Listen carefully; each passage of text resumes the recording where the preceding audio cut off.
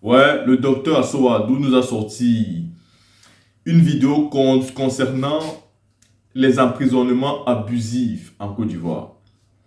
La team, il faut dire qu'Alassane Ouattara en Côte d'Ivoire emprisonne sans cesse. Hier, Koa Justin, à la présentation de son livre, a passé un discours qui était déjà magnifique, mais qui nous a fait couler les larmes parce que c'était un discours émouvant.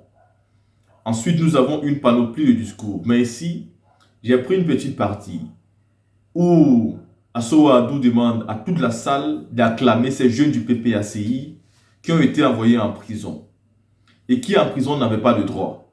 Là, tout le monde devait savoir que dans un pays démocrate, dans un pays où on respecte les libertés individuelles, tout le monde, je dis bien tout le monde, sans exception, a des droits. Même un criminel a des droits. Ça veut dire que il est privé de liberté, il est peut-être condamné à mort, mais en prison, il a des droits qu'on doit respecter. C'est comme ça. Donc, Ouattara, lui, n'a pas respecté les droits de certains jeunes tout simplement parce qu'ils étaient du FPI d'alors et qu'ils soutenaient le camp d'en face. Voici ces opposants qui me causent souvent un problème. Vous êtes dans l'opposition. Au lieu de rassembler les forces vives de la nation, toutes les différentes forces de la nation pour former un, vous venez en disant je serai avec ceux qui sont avec moi et je vais bannir ceux qui ne sont pas avec moi. C'est une très mauvaise façon de voir les choses. Parce que même ceux qui ne sont pas avec vous, vous devez faire autant ce que vous allez faire à ceux qui sont avec vous. Donc vous n'avez pas le droit de dire quand je viendrai au pouvoir, je serai juste le président de ceux qui sont avec moi. Ceci divise avant même que vous n'arrivez au pouvoir. Et ça donne l'impression que si vous arrivez au pouvoir, ça sera tout simplement avec un esprit de revanchard. C'est ça le problème. Et pourtant, Ouattara, lui, en tant qu'opposant, il avait démontré que ça allait ce qui allait se passer. Mais il est quand même venu parce qu'il a porté les armes. Il avait démontré que s'il arrivait au pouvoir, c'est cette attitude qu'il allait imposer aux Ivoiriens. Et aujourd'hui, est-ce qu'il le cache? Il ne le cache pas du tout. Quand on prend quelqu'un comme Sissi Ibrahim Bakongo, on fait de lui un ministre gouverneur du district d'Abidjan. Est-ce que ça ne vous démontre pas que Ouattara ne s'amuse pas? Quand dans tous les bureaux où vous allez, vous voyez tout simplement les gens qui parlent Djoula, et ça ne vous pousse pas à comprendre que Ouattara, lui, ne s'amuse pas? Est-ce que si demain, quelqu'un d'autre arrive au pouvoir, est-ce qu'il ne viendra pas avec cet même état d'esprit de dire ce qu'on nous a fait subir pendant 14-15 ans, il faut que nous aussi on fasse subir ça aux autres? Et il faut savoir, à ceux qui en profitent aujourd'hui du pouvoir, aucun pouvoir n'est éternel. Donc tôt ou tard, le pouvoir va quitter dans vos mains et partir dans les mains de d'autres personnes. Et qu'est-ce que vous ferez donc en ce moment-là? Voici la véritable question. Voici le véritable problème. C'est très mal quand des personnes sont au pouvoir et ils n'essayent pas de rassembler toutes les forces vives. Ouattara aujourd'hui est en train de poser des actes politiques parce qu'il n'est pas un rassembleur. Il n'a jamais été un rassembleur. Peut-être qu'il veut une bonne fin, je ne sais pas. Mais il est en train de poser des actes politiques. La libération des prisonniers politiques, il le fait. Après 14 ans qu'il soit arrivé au pouvoir. Ces personnes qui ont été en prison, qui ont subi, qui ont souffert à tort, parce qu'ils ne sont pas coupables. Ils ne sont pas coupables.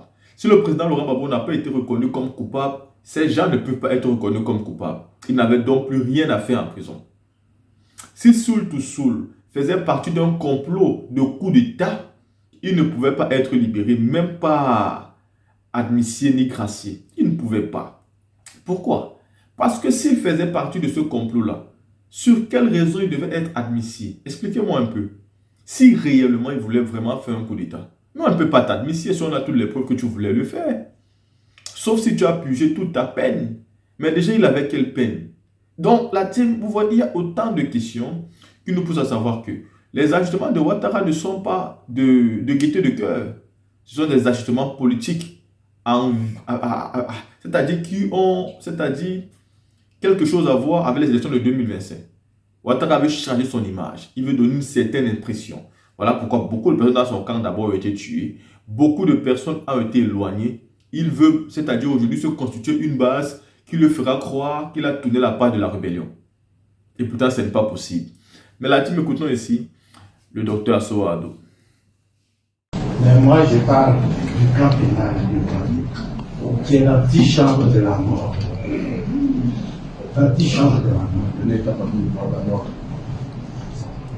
Le 3 septembre 2015, Lida Presse, moi et d'autres, on nous a embarqués un après-midi, sans message où on nous amène. Mais c'était pour aller en Guadeloupe. Arrivé à Toumoudi, ils ont descendu certains. Nous ne savions pas encore où on nous amène, parce qu'on peut aller jusqu'à Korobo. Et arrivé à Boaké, c'était le camp pénal. Qui nous allons trouver au camp pénal pour ajuster? C'était notre défensier. Notre défensier est dans la souffrance. Quand je les vois vivants, quand je vois Gaï Nestor vivant, je dis Dieu merci. C'est d'abord super. Parce qu'au camp pénal, on ne te soigne pas. Le médecin qui est là-bas, c'est un jeune, un de nos enfants. Il ne faut pas dire des noms. Il dit que en prison, il n'y a pas d'urgence. En prison, il n'y a pas d'urgence. Et je lui ai dit, un jour, quand je suis allé le voir, que tu es jeune, mais est-ce que tu as entendu parler d'un certain docteur Mangré? Il n'a jamais entendu parler de ça. Le docteur Mangré a été un docteur du régime de Hitler, un nazi. Il s'est réfugié en Amérique latine après la guerre. On l'a pourchassé, on l'a arrêté, on l'a condamné. Mais certains nazis qui étaient en Allemagne, on ne les a jamais poursuivis. Pourquoi? Parce qu'en tant que médecin, il a fait un serment d'Hippocrate. Quelle que soit la vie d'un individu, quelles que soient ses conditions, il va lui prodiguer ses soins sans demander un sou, sans savoir d'où il vient, sans connaître sa religion. Ce jeune médecin, mais la terre tourne, hein? La terre tourne. Mais toi, Justin, je lui donne un exemple. Ce que Daniel un jour a souffert. Parce que quand on ferme les points, personne n'a le droit d'ouvrir. Même si tu cries, on ne voit pas. Le gardien qui ouvre, il a problème. Celui qui a sauvé la nuit il a assis devant moi, a eu 12 mois ou 14 mois de prison. Parce que quand il a appelé, il dit que Damon était en train de mourir. Daï avait chaud. Un gars a eu pitié de lui. Il l'a mis sous un des banquiers. Mais quand le directeur de l'hôpital a vu la prison, a vu que Daï était là, il a chassé d'abord, a fait entrer. Et imaginez qu'est-ce qu'il a fait. Il a fait déraciner le banquier. Déraciner le banquier. Et je lui ai dit que depuis que je suis né, j'ai vécu au village avant d'aller à l'école. J'ai grandi avant d'aller à l'école. Quand un mendier est là, un arbre fruitier, on considère que c'est pour tout le monde. C'est pour tout le monde. Même quand tu crées que tu manges, si ça ne t'appartient pas, si tu n'as pas pris pour aller vendre, on ne fait rien. On considère que ça c'est notre culture. Donc vous voyez, ces jeunes gens méritent. Je voudrais qu'en dehors même du livre, que nous nous levons tous pour les acclamer.